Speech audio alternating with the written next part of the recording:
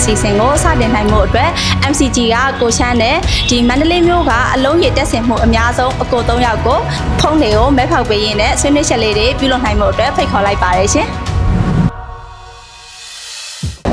အားလုံးပဲမင်္ဂလာပါခင်ဗျာကျွန်တော်က MCG ကကိုချမ်းပါအခုကျွန်တော်တို့ဒီပြည်စမကျိန်ကျွန်တော်မဲဖောက်တဲ့အစီအစဉ်ကကြတော့အခုကျွန်တော်တို့မန္တလေးမှာထူးခြားခြားလေးဖြစ်သွားအောင်ဆိုမန္တလေးရဲ့ဒီမှာအဲကွန်အလုံးကြီးအများဆုံးတက်ဆင်ထားတဲ့ဒီယူချောချောကိုကြီး3ယောက်ပေါ့ယူချောကိုကြီး3ယောက်ကိုကျွန်တော်ဖိတ်ခေါ်ပြီးတော့ကန်စားမဲနိုင်ရင်းနဲ့ကျွန်တော်တို့တချို့ဟာလေးတွေကိုသူတို့ကိုကျွန်တော်ဟိုကမေးမယ်ပေါ့ဗျာဒါပေမဲ့ပထမအနေနဲ့ယူချောကိုကြီး3ယောက်ကိုဆိုင်ကိုနာမည်တခြားတော့မိတ်ဆက်ပေးပါဦးဟုတ်မင်္ဂလာပါဗျကျွန်တော်တော့ရပန်းကိုတရဖြစ်ပါတယ်ကျွန်တော်ကတော့မန္တလေးမှာဒီဇိုင်းကျောက်ဆယ်မှာဒီဇိုင်းမန္တလေးမှာတော့82လမ်းမှာစိုက်ဖွင့်ထားပါတယ်ကျောက်ဆယ်မှာလည်းကျွန်တော်ပိုပစ္စည်းရောရောင်းဆိုင်ဖွင့်ထားပါတယ်ဟုတ်ကဲ့ကျွန်တော်နာမည်ကတော့ကိုနေအောင်ဖြစ်ပါတယ်ဗျကျွန်တော်ရဲ့ဆိုင်နာမည်ကတော့ Technical Aircon Sales Service ဆိုပြီးတော့ဆိုင်နှစ်ဆိုင်ဖွင့်လှစ်ထားတာဖြစ်ပါတယ်ကျွန်တော်တို့62လမ်းမှာဒီဇိုင်းကျွန်တော်တို့56လမ်းမှာဒီဇိုင်းဆိုပြီးတော့ကျွန်တော်နှစ်ဆိုင်ရှိပါတယ်ခင်ဗျကျွန်တော်ကိုဖြိုးပါဗျကိုဖြိုး Aircon Service ဖွင့်ထားပါတယ်ပသိမ်မြို့နယ်မေကိန်းကုန်းကျေးရွာထဲမှာပါဗျဒီ promotion ကိုကျွန်တော်တို့ကခါတိုင်းနဲ့မတူအောင်ဆိုပြီးတော့ကျွန်တော် service app ပေါ့နော်ထူးထူးခြားခြားလေးဖြစ်အောင်ဆိုပြီးတော့ဘယ်သူမှမလုပ်သေးတဲ့ကျွန်တော်တို့ရဲ့ပထမဆုံးပေါ့ဗျာဒီ set ဆရာတွေ technician တွေလည်းနည်းနည်းလေးစိတ်ဝင်စားဖို့ကောင်းအောင်ကျွန်တော်တို့ကစီစဉ်ထားတာဖြစ်ပါတယ်အဲစီစဉ်ထားတဲ့ပုံမှာကျွန်တော်တို့ရဲ့ဒီကဆရာကြီး3ယောက်ရဲ့အမြင်လေးပေါ့နော်ခံစားချက်လေးတွေဘယ်လိုစင်ပြေရလားပေါ့ဒါကတော့ပထမဆုံးလအနေငယ်ရတော့အခက်အခဲလေးရှိတယ်အဲလောကမှာတော့ဒီ event ကြီးဖြည့်ပြီးတော့နိုင်ငံခီးတင်ဆိုတဲ့ plan ကိုပထမစခင်လာတော့ကျွန်တော်တို့တက်စော် line နဲ့လည်းနည်းနည်းလေးအစိမ့်နေတော့ကြတော့လောက်ရကန်တော့နည်းနည်းတော့ခက်ခဲဖြစ်ပါတယ်ဒါပေမဲ့ခုနောက်ပိုင်းကျတော့လည်းစနစ်တကျလေးနဲ့လောက်လာတော့ကြတော့စနစ်မှန်သွားတော့ကြလည်းအဆင်ပြေသွားပါတယ်လောက်ရကန်ကတော့နည်းနည်းလေးတော့ချောမွေ့လာတာပေါ့ဟုတ်ကဲ့ပါဟုတ်ကဲ့ကျွန်တော်တို့အနေနဲ့လည်းဒီ app ကိုစသုံးတဲ့အချိန်မှာအခက်အခဲလည်းတော်တော်ဖြစ်ခဲ့ပါတယ်ဘာကြောင့်ဖြစ်ရတာလဲဆိုတော့ကျွန်တော်တို့မှာ Aircon installation လုပ်တဲ့အခါမှာတခါလေရောက်ရင်ကျွန်တော်တို့ installation ပြီးတဲ့အချိန်မှာမိုးချုပ်သွားတယ်ပေါ့မိုးချုပ်တဲ့အပိုင်းလေးတွေမှာ installation လုပ်တဲ့အချိန်မှာကျွန်တော်တို့ကတင်ပြရတော့ရုံးကိုမေးဖို့ရလဲရုံးစင်ချင်းဖြစ်သွားတဲ့အခါကျတော့အဲ့လိုအခက်အခဲလေးတွေဖြစ်ခဲ့တယ်ပေါ့နော်ဒါပေမဲ့အဲ့လိုအခက်အခဲလေးတွေကိုဖြည့်ရှင်းရန်အတွက်ခုနောက်ပိုင်းမှာတော့ကျွန်တော်တို့ကဆိုင်ရကလေးတွေဝန်ထမ်းတွေကိုလည်းတေချာစနစ်တကျတင်ပြပေးထားတဲ့အခါကျတော့ကျွန်တော်တို့ရုံးချိန်အတွင်းမှာပဲ Aircon ဆင်မယ်ဆိုရင် installation ကိုပြီးအောင်အရင်ဆုံးဒီအဲ့ထဲကိုအရင်ဆုံးကျွန်တော်တို့ပြီးအောင်ဖြည့်လိုက်တယ်ပေါ့ပြီးမှသာလျှင်ကျွန်တော်တို့ Aircon installation ကိုပြီးအောင်ဆက်လက်ဆောင်ရွက်တာဖြစ်တဲ့အတွက်ကြောင့်အားလုံးအဆင်ပြေပါတယ်ဗျာကျွန်တော်လည်းကိုကြီးတွေ့ခဲ့လို့ပဲအစာပိုင်းကတော့တော်တော်ခက်ခဲတယ်တော်တော်လေးကုမ္ပဏီဖွင့်နေရန်ဖြစ်ခဲ့ရတယ်နောက်ပိုင်းအခုဒီကညီလေးညီမလေးတွေကူညီတာတွေလမ်းပြတာတွေနဲ့ဖြစ်ရအခုနောက်ပိုင်းတော့တော်တော်အဆင်ချောလာပါပြီကွန်ပလိန်းလည်းမရှိတော့ပါပဲဟုတ်ကဲ့ပါကျွန်တော်ကျေးဇူးဒီကကိုကြီးတွေကျေးဇူးတင်ပါတယ်ဘာလို့ဆိုဒီကိုကြီးတွေကသူခက်ခဲတယ်လို့သာသူပြောကြတယ်ပေါ့နော်ဒါပေမဲ့သူတို့ကဒီမန္တလေးမှာဆိုရင်သူတို့ကလုံးဝတက်ဆင်မှုအများဆုံးတွေပေါ့နော်ကျွန်တော်တို့တနင်္ဂနွေနေ့မှာလည်းကျွန်တော်တို့ကအကုန်လုံးထားပေးထားပါတော့စာပါထိုင်တယ်တချို့တချို့နေရာတွေမှာဆိုရင်ကျွန်တော်တို့ကအင်တာနက်အခက်ခဲတဲ့နေရာတွေရှိတယ်အဲဆိုကျွန်တော်တို့ကဓာတ်ပုံတွေအကုန်လုံးရိုက်ခက်ခိုင်းတယ်ပေါ့နော်ကာစာမနာမဲ့ဓာတ်ပုံတွေရိုက်ပြီးတော့တချို့ရုံးချေကြော်သွားလို့စင်မပြေဘူးဆိုရင်လည်းကျွန်တော်ဒီ line ကကြည့်နေတဲ့လူတွေရောဒီကကိုတွေရောပေါ့နော်ဒါဓာတ်ပုံတွေပုတ်လို့ရတယ်ဒီကကျွန်တော်တို့ကလုံးဝကိုစင်ထားတဲ့အသေးစင်ရအတိုင်းကျွန်တော်မဆိုးရှုံးအောင်ဆိုပြီးကျွန်တော်တို့လုတ်ပေးတယ်ပေါ့နော်ဒီပို့ပေးလို့ရတယ် Viber တွေကနေပြီးတော့ကျွန်တော်တောက်လျှောက်လုတ်ပေးနေတယ်အဲဆိုရင်ကိုတို့ကျွန်တော်တို့တစ်ချက်တော့မေးချင်တာပေါ့ကျွန်တော်တို့အခုဆိုရင်နောက်တစ်လဆိုရင်ကျွန်တော်တို့ကပြီးတော့မယ်ပြီးပြီဆိုရင်ကျွန်တော်တို့ကဒီ service app ကိုကျွန်တော်တို့ပြန်ပြီးတော့ modify လုပ်ဖို့ရှိတယ်ပို့ပြီးတော့စင်ချောအောင်ပေါ့နော်ကျွန်တော်တို့စဉ်းစားထားတာရှိတယ်အခုဆက်ဆရာတွေဒီက technician ကြီးတွေဒီအကုန်လုံးကြံပေးထားတဲ့ဟာတွေနဲ့ခက်ခဲရှိတဲ့ဟာတွေနဲ့ကျွန်တော်တို့ကအကုန်လုံးစုထားတယ်စုထားတယ်ဆိုတော့ကျွန်တော်တို့အဲ့ဒီဟာလေးကိုလည်းကျွန်တော်တို့ကလုပ်ဖို့ရှိတယ်ပြန်ပြီးတော့ modify ပြန်လုပ်မယ်ပေါ့လုပ်ပြီးတော့အဲ့ဆိုရင်အကိုတို့အမြင်နေနဲ့ပေါ့ဗျာကျွန်တော်တို့ဒီ service app ကိုဒီထက်လွယ်အောင်ကိုတို့ကသုံးနေတဲ့လူတွေဆိုတော့ကျွန်တော်တို့ကြံပေးလို့ရတယ်ဘယ်လိုမျိုးကြံပေးခြင်းလဲဆက်သေးကျွန်တော်တို့ဖွဲ့အငယ်ဆုံးဟုတ်ကဲ့ပါအခုဒီ app နဲ့ဒီ application ကိုလုပ်တယ်ဆိုတာလည်းနောက်ဒီခီးစဉ်လုပ်တယ်ဆိုတာလည်းကိုချမ်းတို့ MCG တွေကတကယ်ပေးခြင်းလို့လုပ်တာဟုတ်နော်ကိုချမ်းတို့ကပေးခြင်းလို့ဒါကိုဒီဟာကိုစပြီးတော့ကောင်းတယ်ပေါ်တာဗောနော်အဲ့တော့ပေးခြင်းလို့လုပ်ပြီးတော့ဒီချက်ပို့လွယ်ရင်တော့ကျွန်တော်တို့ပုံစံပြတာပေါ့ဟုတ်ဒါပေမဲ့ကိုချမ်းတို့လည်းဒါကို update လုပ်ရင်လည်းတော့ခုနပြောသွားတဲ့အတိုင်းနောက်ချိန်မှာဒီချက်ကောင်းအောင်လုပ်မယ်လို့ဆိုရတော့ယုံပါတယ်လာတဲ့အရင်ဆဲလေးတွေအဲ့ဒါကြီးပြောတယ် ဒီအကုန်လုံးအဲ့ဒါပြောတော့ဆိုကျွန်တော်တို့မှလည်းလုံးဝကိုစဉ်းစားတာရှိတယ်လုံးဝနောက်ပိုင်းကတော့တော်တော်လွယ်ပဲဟိုပုံစံပဲလုံးလိုက်တာနဲ့လွယ်မဲ့စီစဉ်ဂျန်တဲ့ဟာလည်းအကုန်လုံးစဉ်းစားထားပြီးသားကျွန်တော် modify လုပ်ဖို့ကောင်းတယ်ဒီဆိုတာနဲ့ကျွန်တော်တို့ကတွဲလိုက်တယ်ဆိုတာကလည်းကျွန်တော်တို့ကဘာဖြစ်လဲဆိုတော့ event ကိုကျွန်တော်တို့အကောင့်နဲ့ပေါ်ကျင်တာ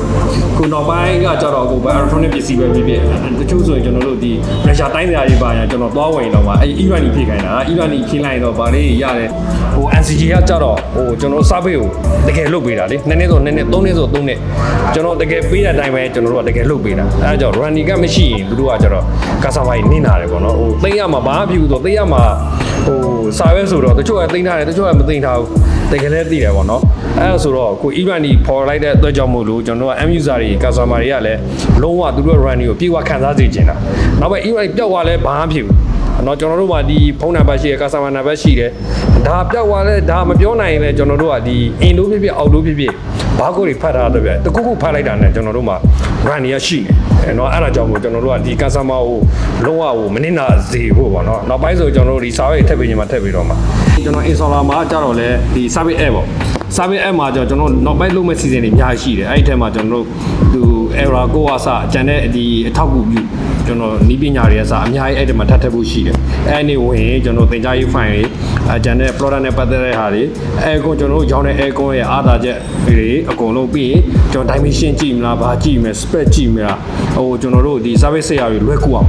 spec တွေသိကျင်တယ်ဆိုရင်အဲ့ထဲဝင်ပြီးတော့နှိမ့်လိုက်ရင်ကျွန်တော် spec ဒီ set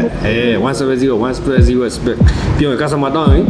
download ပဲ screenshot ပဲရိုက်ပြီးတော့ပေးလို့ရမယ်စီစဉ်နေပေါ့ကျွန်တော်ဖြည်းဖြည်းကျွန်တော်လုပ်နေတာဟုတ်တယ်မှာသူရဲ့ running ကြည့်ရတချို့ဆိုမေးတယ်လေဒီ set spec တွေသိကျင်တယ်ဘာ dimension တွေသိကျင်တယ်ကျွန်တော် up to date ကိုကျွန်တော်တို့ကလော update လုပ်ပေးနေ model တွေရောက်လာတာဖြစ်သူဆက်နေပတ်သက်တဲ့အကုန် technical တွေကျွန်တော်အဲ့ဒီဟာတွေလုပ်ဖို့ရှိတယ်အဲအကြောင်းမို့လို့ကျွန်တော်တို့ကဒီဟာကိုလုပ်တယ်ဆိုတာလည်းဒီကျွန်တော်တို့ဟာကိုလည်း promote လုပ်တဲ့သဘောမျိုးပေါ့နော်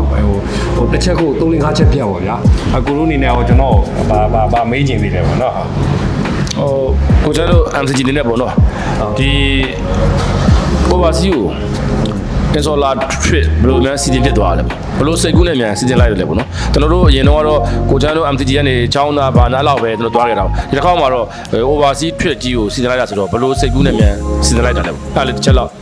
်ပြောလို့ရလားအဓိကကြတော့ကျွန်တော်တို့ကလည်းဟိုကျွန်တော်တို့ installer track ကျွန်တော်6သားဆိုရင်လည်းကျွန်တော်2ခါလောက်ကြည့်ပြီပေါ့နော်6သားခီးတယ်ကျွန်တော်ပို့ပြီးသွားပြီပေါ့နော်အဓိကကြတော့ဒါလုတ်တယ်ဆိုတာလည်းကျွန်တော်တို့ရဲ့ဒီဆက်ဆက်ရတယ်ကျွန်တော်တို့ကြီးစုရှင်ပါဒီဒါတွေဆိုတော့ကျွန်တော်တို့ရဲ့ကြီးစုရှင်ကိုတို့ကြောပေးတတ်ပေးလို့ကျွန်တော်တို့ပို့ရောင်းရတာပေါ့ဗျာအဓိက promotion လုပ်တယ်ဆိုတာလည်းကျွန်တော်များများရောင်းချင်လို့ promotion လုပ်တာပေါ့နော်တစ်ဖက်လည်းကျွန်တော်ကြီးစုဆက်ချင်တယ်ကျွန်တော်မတူကွဲပြားခြားလာတဲ့ခံစားချက်တွေလည်းကျွန်တော်တို့ပေးချင်တယ်ပေါ့နော်အရင်တော့ဆိုရင်ကျွန်တော်တို့ကဒီခီးစဉ်ဆိုရင်ဒီဓာတ်တွေပဲသွားကြတာပေါ့နော်နောက်ပိုင်းကျွန်တော်တို့ installer တွေရဲ့ဟိုသွားနိုင်အောင် technician တွေရဲ့သွားလို့ရအောင်ဆိုပြီးကျွန်တော်တို့လည်းစပထမချိလန်းပါဗျာနောက်ပိုင်းဒီတက်ကောင်းတဲ့တောက်လျှောက်တော့ဒီထက်နေဖို့တော့ကျွန်တော်မရှိတော့ဘူးအဓိကကျတော့ကျွန်တော် installer တွေကျွန်တော် technician တွေကိုကျွန်တော်တို့ပူးချင်တာပေါ့နော် overseas ဒီတက်မတူတဲ့ခံစားကြအဲ့ဒါ MCG ပေါ်မှာရောကိုတို့အနေနဲ့ရောဟိုကြံပေးစရာတွေရှိတာကြံပေးစရာတွေရှိရင်ကြံပေးပြီးတော့ကျွန်တော်တို့အဓိကအလူကြီးဖြစ်တဲ့ကျွန်တော်ကန်ဆယ်မဲ့နိုင်တယ်ကျွန်တော်တို့ service app နဲ့ပတ်သက်ပြီးတော့ဒါဟိုအခုလက်ရှိအနေထားတဲ့ပို့ပြီးကောင်းအောင်နံပါတ်1လုပ်ပေးစေချင်တယ်ပေါ့နော် after sales service အနေနဲ့လည်းလက်ရှိဟိုပေါ့လက်ရှိတခြား brand တွေတဲ့ကောင်းတော်ညာလည်းပဲပို့ပြီးတော့ကောင်းအောင်ဟိုပေါ့ after sales service ကိုမြန်တဲ့မြန်အောင်လုပ်ပေးရင်ပို့ပြီးကောင်းပါတယ်လို့ဟုတ်ကျေးဇူးပါကျွန်တော်ကြိုးစားပါမယ်ကိုတို့တနေ့ဆက်တနေ့ကောင်းအောင်ပေါ့နော်ကျွန်တော်ကြိုးစားနေပါတယ်လို့ဟုတ်ကျေးဇူးတင်ပါတယ်ဗျာကိုတော့ဆက်သေးအောင်မရှိတော့ပါဘူးမရှိတော့ဒီကဖုန်းမဲလေးအဓိကလူရင်းဖြစ်တဲ့ကျွန်တော်တို့ကန်ဆယ်မဲတယောက်တမဲနှိုက်မှာဖြစ်ပါတယ်အဲ့လိုမျှော်လင့်စောက်စားနေတဲ့အတိုင်းဖုန်းသုံးလုံးကျွန်တော်ဆရာကြီး3ပါးနေပြီးနှိုက်မှာဖြစ်ပါတယ်နော်ဘယ်သူရင်နဲ့လည်းကိုမှွေလိုက်အောင်ဟုတ်ပြီအခုနိုင်နေတာတော့ဝေဖြိုးအဲကွန်ဆေးရန်စားပေးရကိုဝေဖြိုးဖြစ်ပါတယ်ဟုတ်ဒါနဲ့တို့ကြောက်တော့ဝင်လင်းနော်ဝင်လင်းမြင်သာစွာနဲ့နိုင်မှာဖြစ်ပါတယ်ပြောပြပါမောင်ချစ်ကိုလွင်နဲ့မောင်ချစ်ကိုတီနံပါတ်လေးကြော်ညာပေးပါဦးရှင်းရှင်း002414ပါ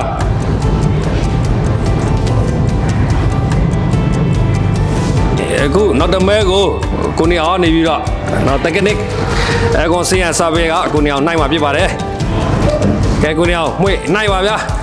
မှွေသားပါဗျာကိုမန္တလေးသားရင်နိုင်တာမန္တလေးကမပေါက်ဘူးဗျာရန်ကုန်ပေါက်ပါတယ်ရှာနေပါဘူးတကနေ့ကိုရှာနေတယ်တဲ့ ကီနဲ့စားတာပါ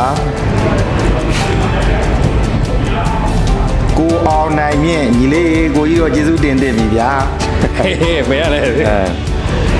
ကိုအောင်နိုင်မြင့်ဒီနံပါတ်က001 002 နောက်ဆုံးတမဲတော့ကျွန်တော်တို့ရဲ့အယူချောဆုံးနဲ့အသက်ငယ်ဆုံးလျက်ပန်းဆရာသေးကနိုင်မှာဖြစ်ပါတယ်ကိုမွေလိုက်ကိုမွေလိုက်ကိုမွေလိုက်ကိုကို ဝေးတယ်လက်ဖက်ကိုမွေးမှာ မွေနိုင်တယ်မျက်လုံးပိတ်တယ်အေး ဒီမှာဆန်စင်းနေကြတော့ဆန်စင်းလို့စီးမှာဆန်နိုင်မနော် ဆရာသေးနိုင်ပြီဗျာဆရာသေးနိုင်ပြီဆရာသေးနိုင်တယ် လိုက်တဲ့ခါ နိုင်တယ်နိုင်တယ်ထိုးတယ်တုံးနေပြီဖွင့်နေပြီ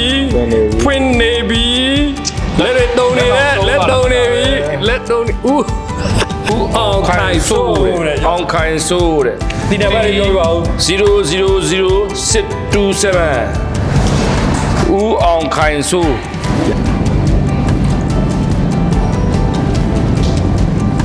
ပေါက်ကုန်ပြီဗျာအခုမန္တလေးသားတွေနှိုက်တဲ့ပွဲမှာတော့နေပြည်တော်က1ယောက်ရန်ကုန်က2ယောက်ပေါက်ပါတယ်အခုမန္တလေးကတော့1ယောက်မှမပေါက်ပါဘူးဒါပေမဲ့နောက်ဆုံးတစ်ချိန်ရှိပါသေးတယ်နောက်ဆုံးတစ်ချိန်မှာကြတော့ဒီကအကူကြီး3ယောက်ချောချော3ယောက်ပေါက်ပါစေလို့ကျွန်တော်တို့ဒီမှာစူပေါ်ကောင်တောင်းရင်းနဲ့ကျွန်တော်တို့နောက်တစ်လမှာပြန်ဆုံပဲဗျာနောက်တစ်လမှာနော်ဒီလိုချုံမောလာပါတဲ့3ယောက်ထပ်ဖိတ်ပြီးတော့ကျွန်တော်တို့နောက်တစ်လမှာကြတော့ရန်ကုန်မှာနိုင်မှာဖြစ်ပါတယ်အားလုံး live ကြည့်ပေးကြပါဦးလို့ကျွန်တော်ဖိမတကပြုပါပါတယ်အားလုံးစေချမ်းသာခြင်းကိုကြီးချမ်းသာခြင်းနဲ့ပြည့်စုံပါစေခင်ဗျာ လို့ပါပါဗျာ တဒါကိုတဒါ